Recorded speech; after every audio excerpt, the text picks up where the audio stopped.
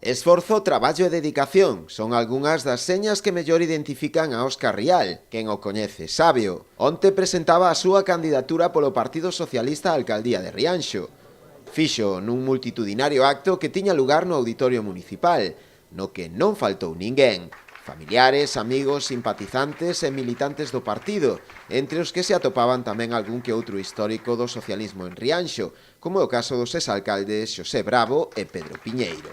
Na súa intervención insistiu na necesidade dun cambio para o municipio, algo que agarda poder acadar da súa man e do seu equipo, o mellor preparado, segundo el, para facelo. E Rianxo non vai ter ningunha duda de que vamos a aportar traballo, de que nos vamos a esforzar para conseguir ese Rianxo que todos queremos. Volver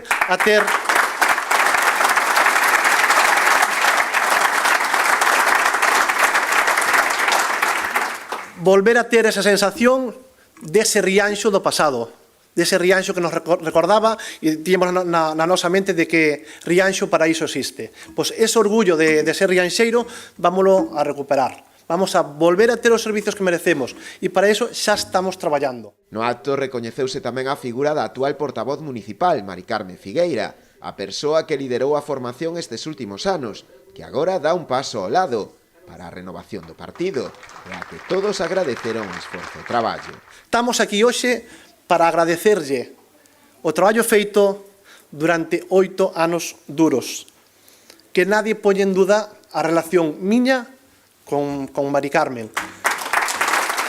Arroupando o candidato no acto tamén participou o secretario dos socialistas galegos, Valentín González Formoso, quen recoñeceu a valía de Óscar Rial, o que chegou a cualificar como o mellor patrón para guiar a Rianxo nos retos futuros que se lle presentan. O primeiro día que o coñecín, que foi estas Navidades na Deputación, se me viña con un proxecto así, gordo, grande, e dixo, iso ten que ser moi caro, Óscar. Efectivamente, é caro, 2 millóns de euros. 2 millóns de euros que nos pide para un centro ocupacional, centro de día, residencia aquí en Rianxo, que a raíz da túa petición, e da sensibilidade da Deputación da Coruña, non fai como a Xunta de Galicia, que ten a competencia e a obriga de facer unha residencia en Rianxo e non a vai a facer. A vai a construir a Deputación da Coruña. Rianxo terá residencia pública. Tamén participaron no acto o secretario xeral dos socialistas na Coruña, Bernardo Fernández, e o secretario de Economía e Transformación Digital do PSOE, Pedro Casares Sontañón.